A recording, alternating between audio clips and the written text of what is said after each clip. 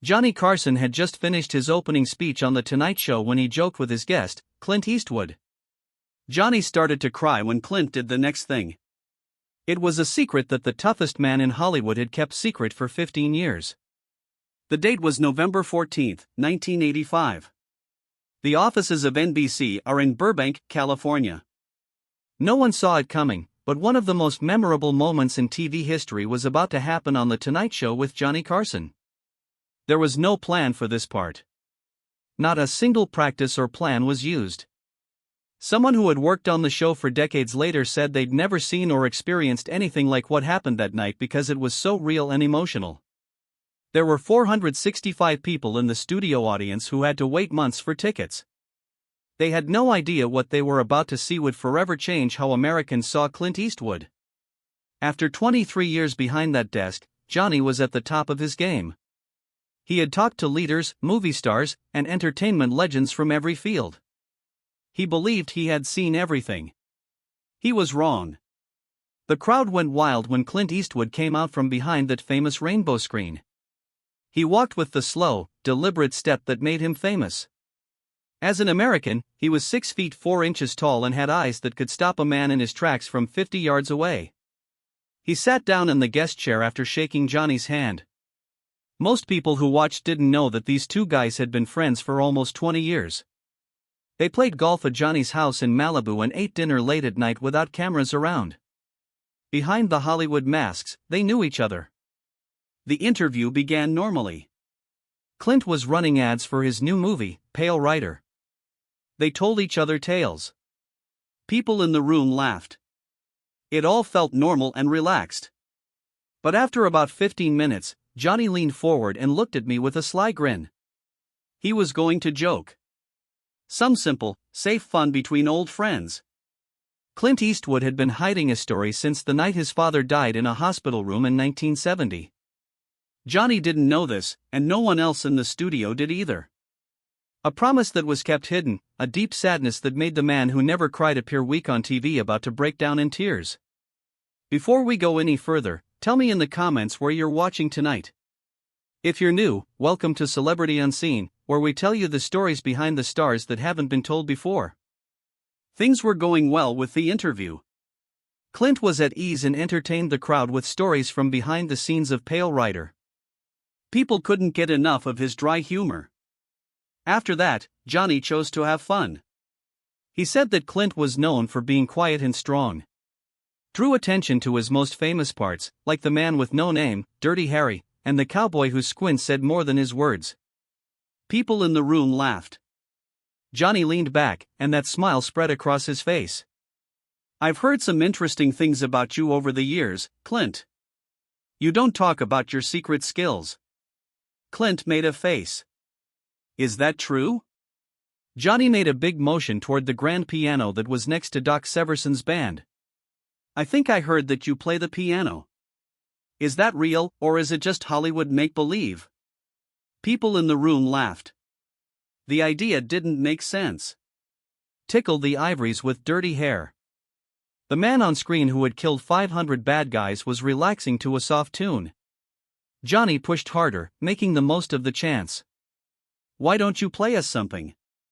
I mean, in your movies, you've used every gun known to man. You must know how to play the piano. People in the studio joined Ed McMahon's famous laugh, but Clint wasn't laughing. He sat very still in that guest chair. His face changed just a little, but Johnny could tell because he had been reading guests for 23 years and could tell when the energy in the room changed. Something had changed. Clint looked down at his big hands, the hands that had built a kingdom on screen, but now they looked unsure. The laughter in the studio started to fade, and there was silence for 3 seconds. On TV, that's a long time. Johnny tried to change the subject. Hey, I'm joking, Clint. You don't have to. Clint's voice was calm and measured, but there was something heavy in it. I think I will. Johnny raised an eyebrow. Are you serious? Clint slowly got up from the guest chair. People in the audience whispered in confusion as he walked toward the piano, his boots resonating on the stage floor with each step. Each step was deliberate and carried the weight of something no one in the room understood.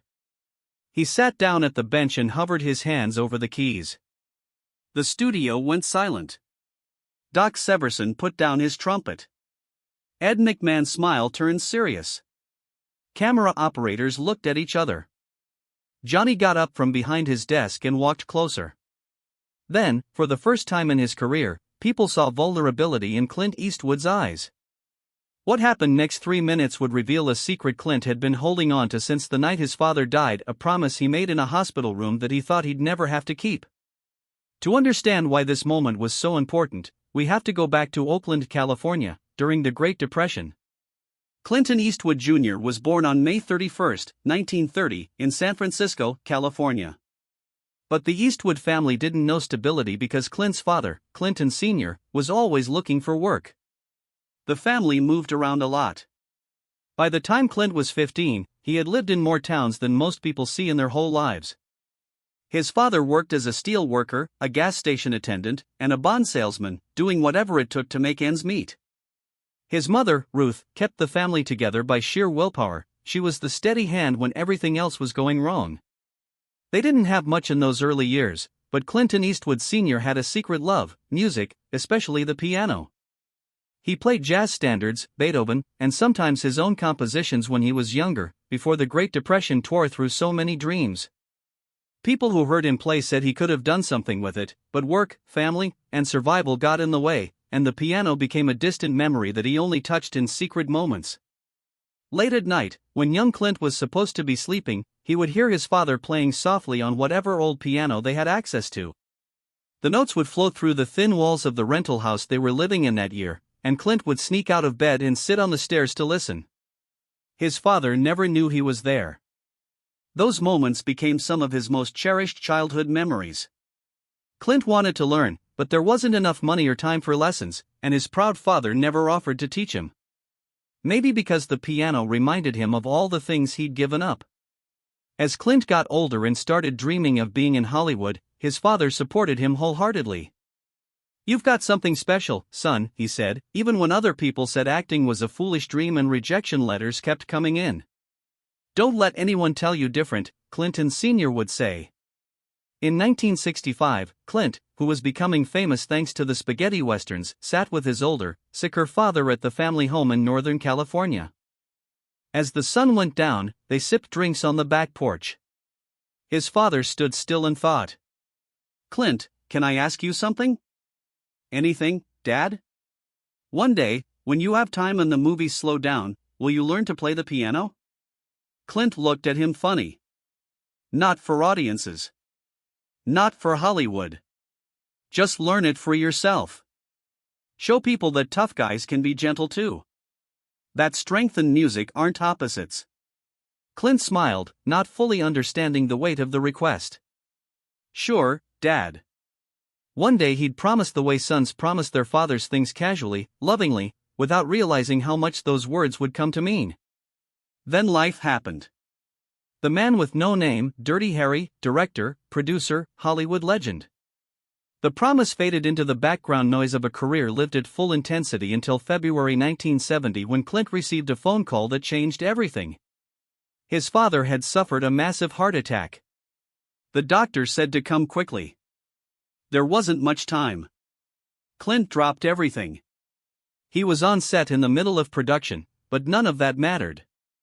He flew to Los Angeles immediately, drove straight to Cedars-Sinai Medical Center, and walked into a room where his father lay connected to machines that beeped a rhythm no son ever wants to hear. Clinton Eastwood, Sr., the man who had worked every job imaginable, who had survived the Depression, who had held his family together through impossible years, looked small in that hospital bed, fragile. Clint had never seen his father look fragile before. His mother, Ruth, was already there, her face strewn with tears, but her posture straight, holding it together the way she always had. Clint sat down beside the bed and took his father's hand. For 3 days, he barely left that room. They talked when his father was lucid, about the old days, the moves from city to city, the hard times and the good times, about how proud his father was of everything Clint had built. But something hung in the air between them, unfinished business that neither wanted to name. On the second night, when it was just the two of them, Ruth had finally gone to rest. Clinton Sr. reached for his son's hand. His grip was weak, but his eyes were still sharp. "Do you remember what you promised me, son?" For a moment, Clint didn't understand. Then it hit him like a freight train. The back porch, the sunset, the conversation about piano. "Dad," his father squeezed his hand gently. "It's okay, son. You've made me prouder than any father has a right to be." It wasn't okay for Clint. It wasn't okay at all. That night, after his father fell asleep, Clint called around and found a piano. He had it brought to a private room down the hall from his father's room. The hospital staff thought he was crazy, but Clint Eastwood didn't care. For the next 48 hours, while his father drifted in and out of consciousness, he practiced. He had taken a few lessons over the years, but nothing serious, but now he practiced like his life depended on it. He wasn't trying to become a concert pianist, he was just trying to keep a promise before time ran out. On the third night, February 22, 1970, the doctor said Clinton Sr. was awake and alert, one of his last clear moments. Clint had the nurses bring the piano into his father's room, and Clinton Sr. asked, "Son, what are you?" "Just listen, Dad." Clint sat down at that piano, his large hands trembling over the keys. Not from fear, from love, from grief, from the weight of everything he wanted to say but couldn't find words for. He played Misty, the Errol Garner jazz standard, his father's favorite song, the one Clinton Sr. used to play late at night when he thought no one was listening. Clint's playing wasn't perfect. His fingers stumbled in places. He missed notes, but it didn't matter. The room filled with music, and Clinton Eastwood, Sr., began to cry. "You remembered," his father whispered. "After all these years, you remembered." Clint couldn't speak. His father was crying as he looked at him, and Clint would remember that smile for the rest of his life. "That's the most beautiful thing anyone's ever done for me, son." "Thank you," the old man said.